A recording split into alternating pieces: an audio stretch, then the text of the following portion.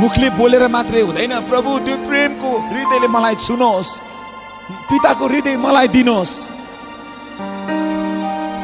पिताको हृदय तपाईँ र मैले पाएका छौँ भने हामीबाट प्रेम बग्छ। जुन दिन परिवार प्रेमले भरिन्छ नि त्यो परिवार चाँडै सफल हुन्छ क्या। आमेन। जुन दिन मण्डली प्रेमले भरिन्छ नि त्यो मण्डली चाँडै शक्तिशाली अर्को महिमामा महिमितीकरण भएर जान्छ, मल्टिप्लाई भएर जान्छ, अभिषेक भरिँदै जान्छ। जुन मण्डलीमा एकले अर्काको अनुहार हेरेर जयमसी गर्न सक्दैन नि त्यो मण्डली बिस्तारै बिस्तारै खाली हुँदै जान्छ। थुप्रै मण्डलीहरू खाली भएको छ। कारण किन?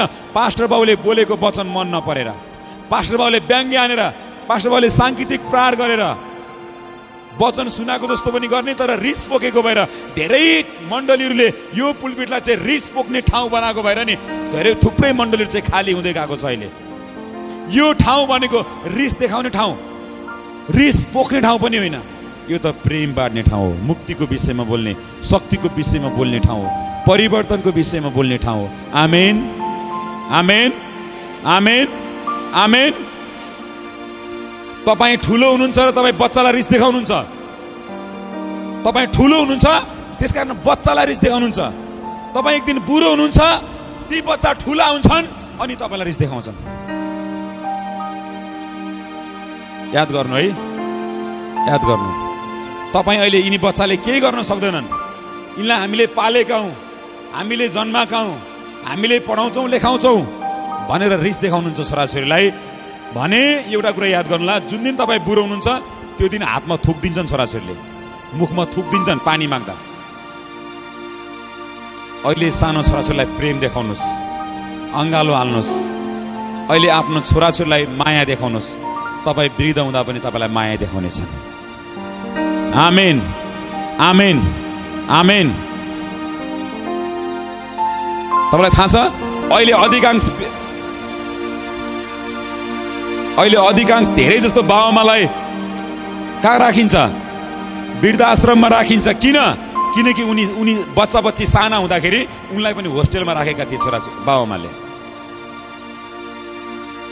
सानो बच्चा हुँदाखेरि होस्टेलमा राखेर पढाएको भएर वृद्ध हुँदाखेरि वृद्धाश्रममा पठाइदिएको उनीहरूलाई। धेरैजसो मान्छेले कुरा बुझ्दैन यो संसारले। बच्चा हुँदाखेरि काखमा राखेर पढाएको भए र हातले खाना खिलाएको भए स्कुल जाँदा झोलामा टिप्पण हालेर गाडीमा चढाउँदै हात समातेर झराउँदै गरेको भए नि पक्कै वृद्ध हुँदाखेरि नि वृद्धाश्रम जानु पर्थेन। तपाईँलाई पनि हात समात्दै डोराउँदै नुहाउँदै धुवाउँदै तपाईँको छोराछोरीले सहायता गर्थे। तपाईँलाई धेरैजनाले जागिरको माया गर्छ, जागिर खानु पर्यो, पैसा कमाउनु पर्यो, छोराछोरीलाई ध्यान गर्न सक्दैन।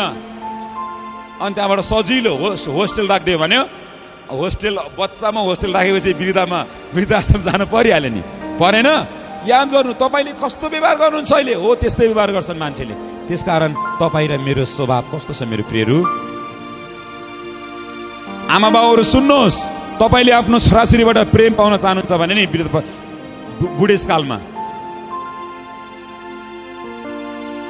बुढेसकालमा तपाईँले परमेश्वर आफ्नो छोराछोरीबाट प्रेम पाउन चाहनुहुन्छ भने तपाईँको छोराछोरी सानो हुँदा प्रेम देखाउनुहोस्। रिस देखाउनु भयो भने तपाईँबाट शिक्षण भयो छोराछोरीले, त्यो रिस तपाईँको बच्चा बच्ची पनि सर्छ। अहिले पो साना छन्ना झापड हान्न नसक्नन्, ठुलो भए पक्कै हान्छन् तपाईँलाई। त्यसकारण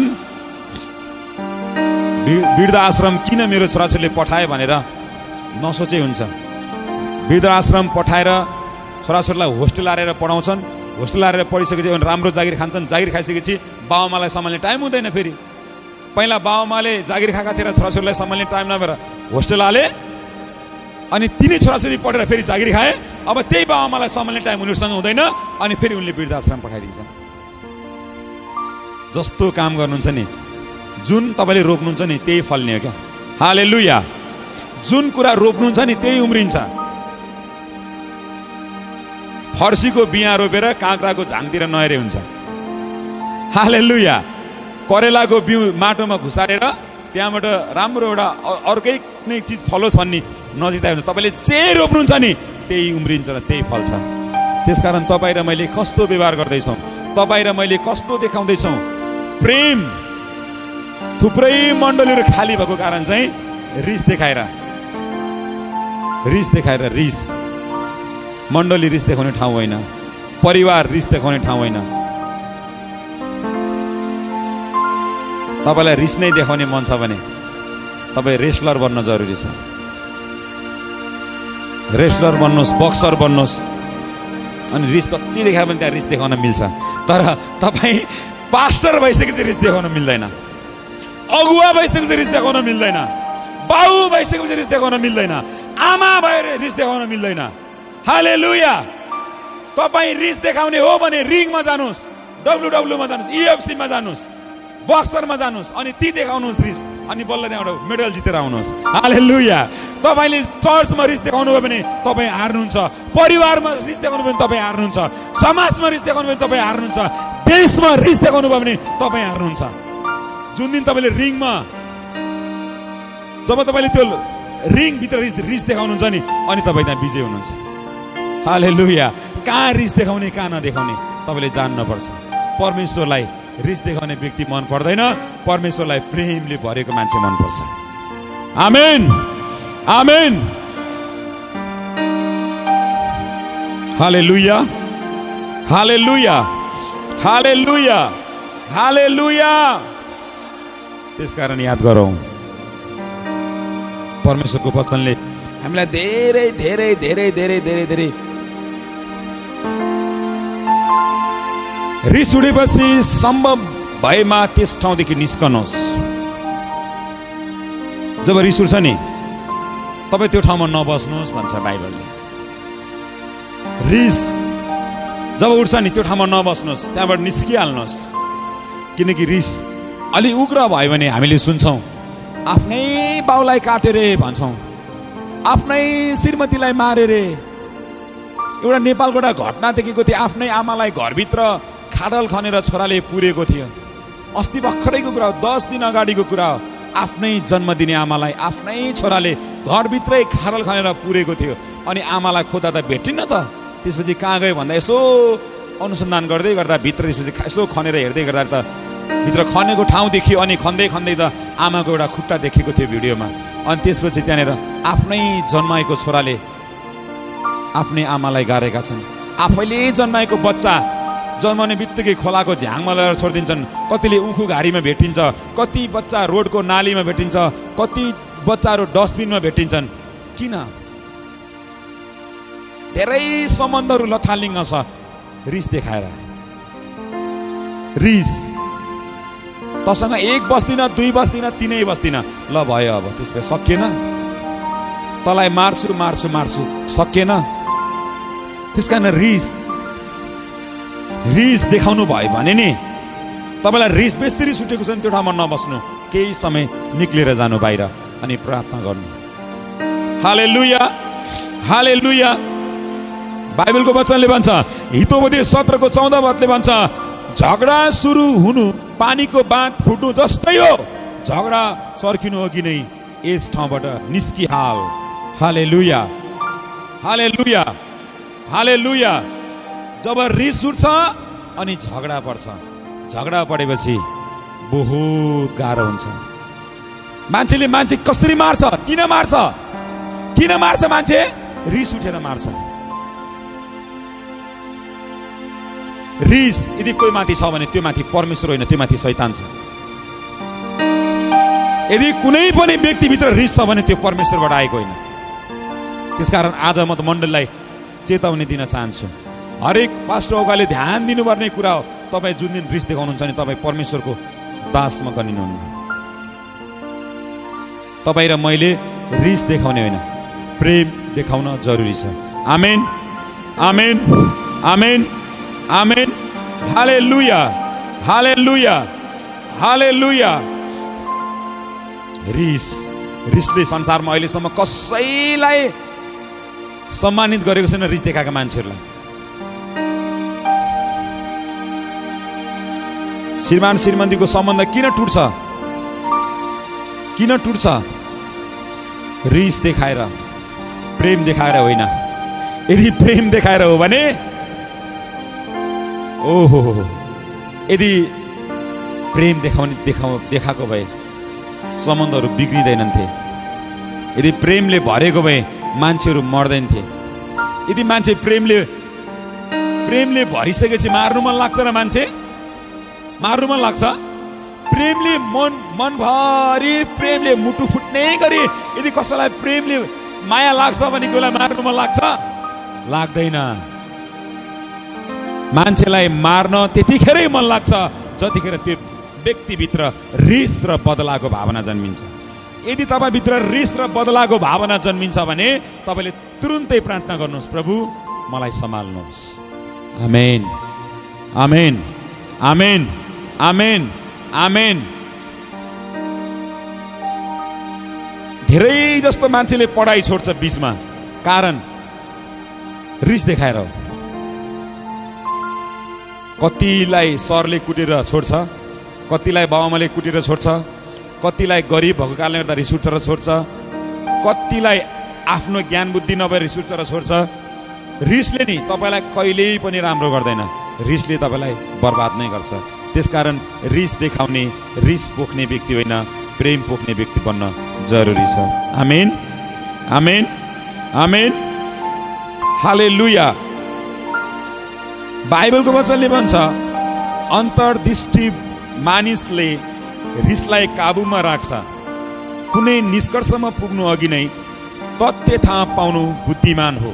हितोपदेश 19:11 पदले भन्छ अन्तर्दृष्टि भएको मानिसले रिसलाई काबुमा राख्छ रे। सबैले भन्नुहोस् त वाउ। रिस कतिले कन्ट्रोल गर्न सक्नुहुन्छ? हात उठाउनुहोस् त। रिस कन्ट्रोल गर्न सक्ने, त्यसको काच्चै मासु खाउँ जस्तो लागे पनि कन्ट्रोल गर्न सक्छ कतिले। झडाम्मै हानम जस्तो लागे पनि कन्ट्रोल गर्न कसले सक्छ? हात उठाउनुहोस्।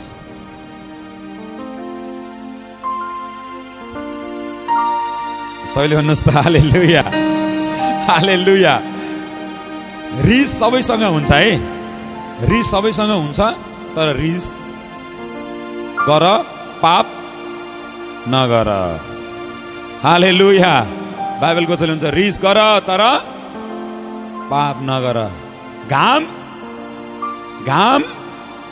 अस्ताउनु अघि नै के गर? पश्चाताप गर। आमेन।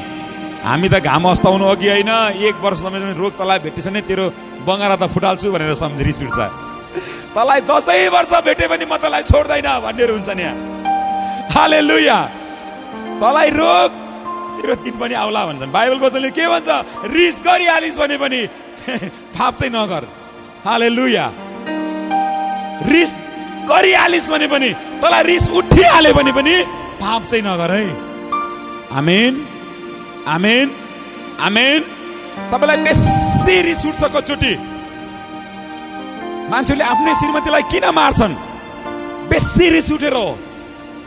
बाइबलको वचन हुन्छ तँलाई रिस उठिहाल्यो भने रुक रुक रुक रुक, पाप चाहिँ नगर है। आमेन। प्रभुलाई भन्नु होला, प्रभु मलाई कहिले काहीँ रिस उठिहाल्यो भने पनि मलाई पाप गर्नदेखि मलाई रोक्नुहोस्। आमेन। कहिले काहीँ बच्चालाई बेसरी कुटौँ जस्तो लाग्छ भने भन्नुहोस् प्रभु मलाई रोक्नुहोस्।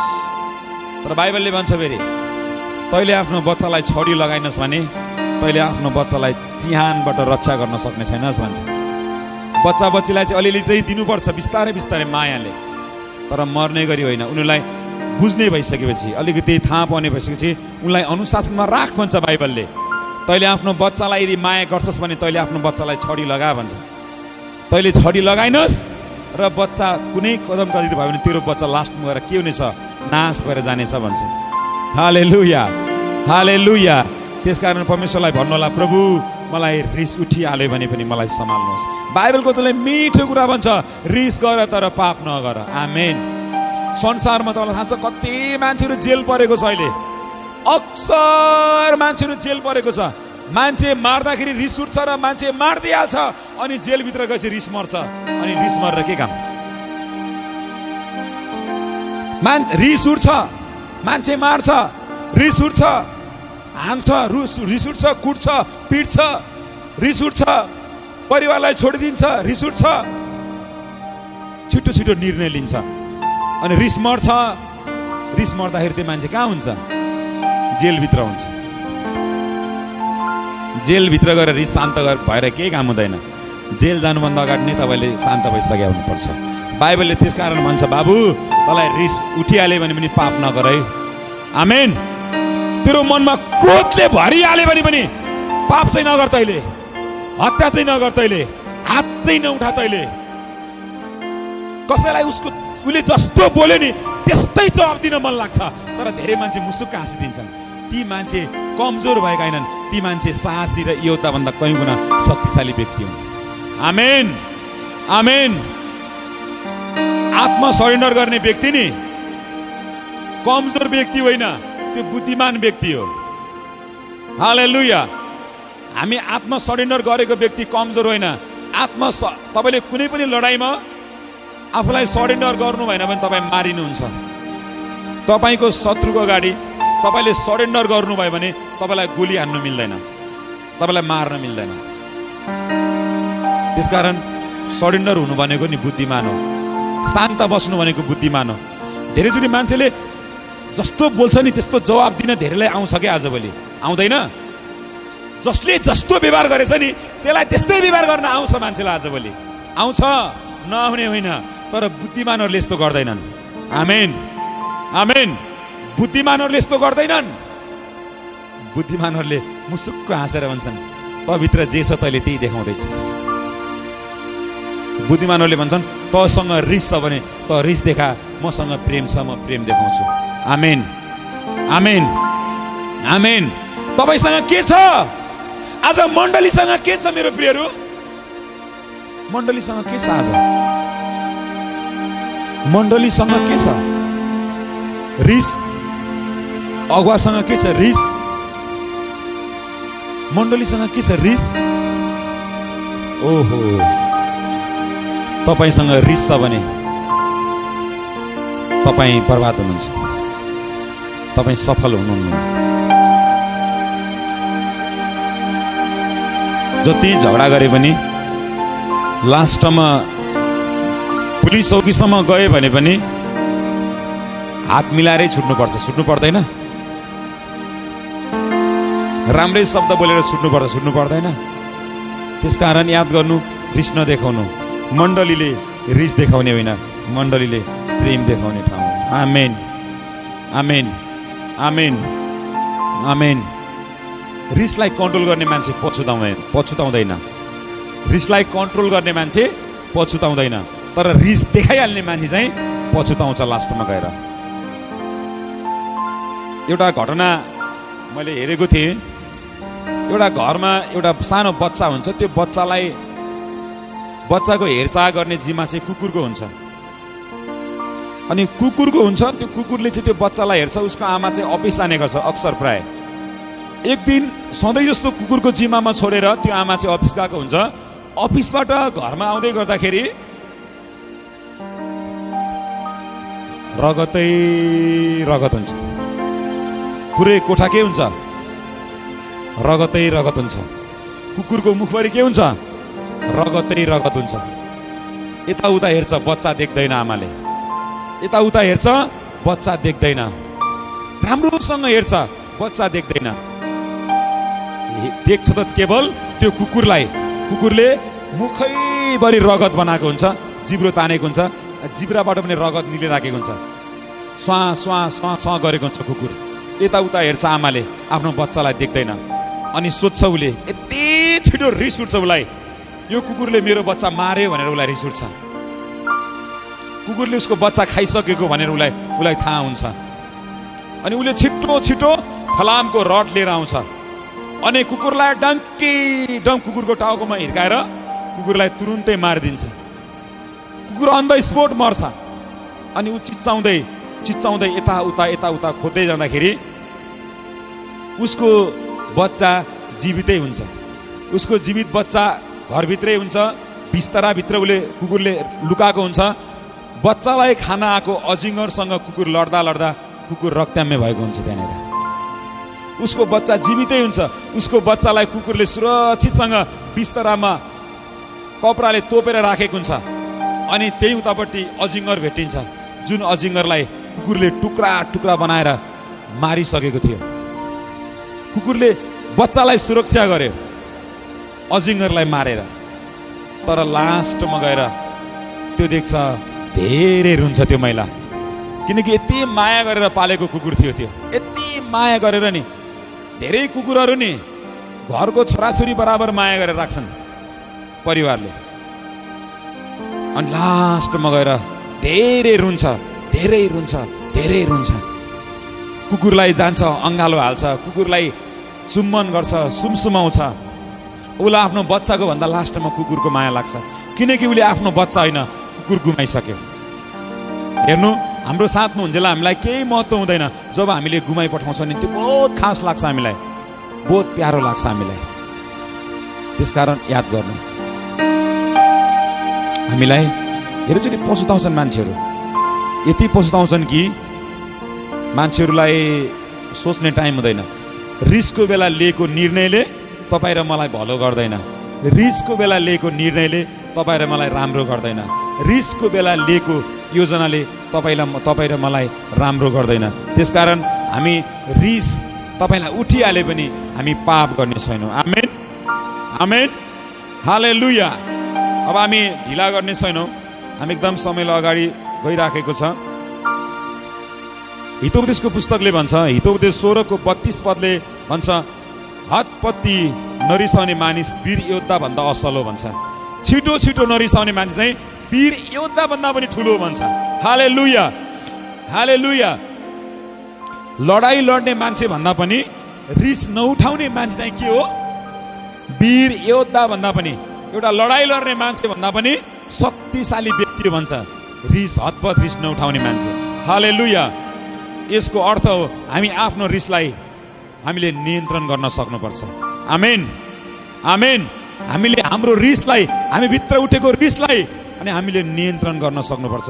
हितोपदेश 17:14 पदले भन्छ, झगडा सुरु हुनु पानीको बाँध फुट्नु जस्तै हो।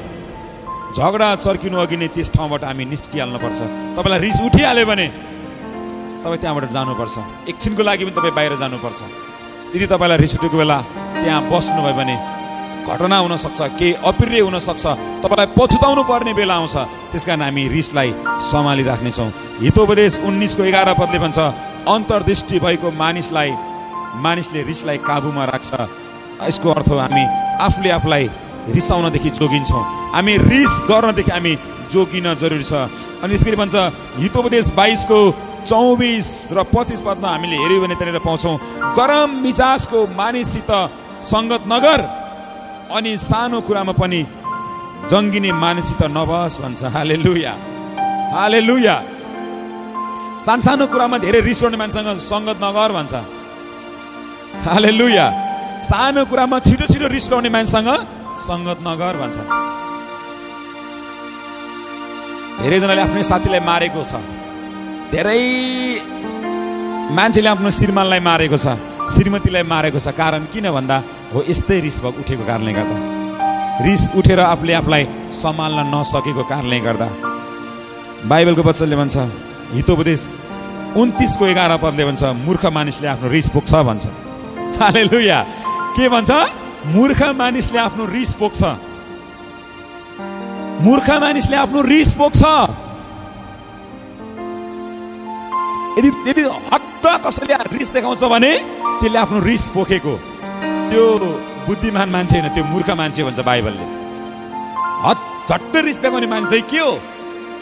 बुद्धिमान होइन, त्यो मूर्ख हो भन्छ बाइबलको वचनले। हालेलुया। अनि हामी एफएसी 4:26 पदमा भन्छ, क्रोध गर तर पाप नगर। याकोबको 19 पदले भन्छ, हरेक मानिस सुन्नलाई सधैँ तयार हुनुपर्छ, बोल्न हतार गर्नु हुँदैन अनि हतपत हामी रिसाउनु हुँदैन भनेर परमेश्वरको वचनले हामीलाई आज यसरी भन्छ। आमेन, आमेन, आमेन, आमेन, आमेन। हालेलुया, हालेलुया।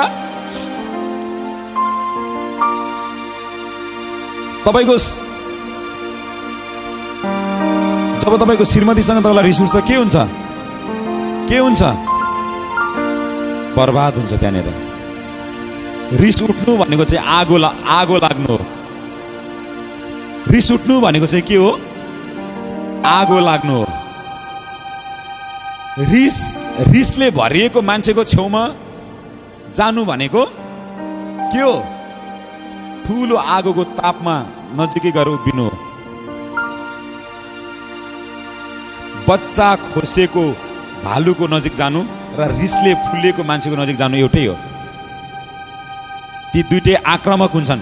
जेलाई भेटा पनि तिनले हान्छन्, जेलाई भेटा पनि तिनले निल्छन्। त्यसकारण रिसले भरेको मान्छेको नजिक तपाईँ नजानु। रिसले चाहिँ उम्लिनु, रिस भनेको चाहिँ उम्लिनु, तात्तिनु, क्रोधित हुनु। हामीले सुम्लो पानीमा हाम्रो छाया देख्न सक्छौँ। सुम्लो पानीमा हामीले आफ्नो छाया देख्न सक्छौँ। हिमालको छाया देखिन्छ, तर बेसरी भक भक भक भक उम्लिराखेको तातो पानीमा तपाईँले केही पनि देख्न सक्नुहुन्न। त्यसकारण नम्र व्यक्ति, कोमल हृदय भएको व्यक्तिमा धेरै असल गुणहरू देखिन्छ। रिसले भरिपूर्ण भएको व्यक्तिमा कुनै गुण पनि देखिँदैन। त्यो उम्लेको पानी जस्तै हो, उम्लेको पानी जस्तै हो, त्यसमा केही पनि देखिँदैन। तर सुम्लो पानीमा चाहिँ हामी सबै कुरा देख्न सक्छौँ। त्यसकारण नम्र हुनु, रिस नगर्नु, आफूले आफूलाई सम्हाल्नु, आफूले आफूलाई ध्यान दिनु, आफूले आफूलाई प्रभुको उपस्थितिमा लानु, प्रभुको वचनमा लानु, प्रभुको धार्मिकतामा लानु। हालेलुया। आउनुहोस् हामी सबैजना अब हामी प्रभुको सेवामा जाँदैछौँ। अहिले हामीले बुझ्यौँ कि रिस गर्नु कति जायज छ, रिस गर्नु कति जायज छ भन्ने।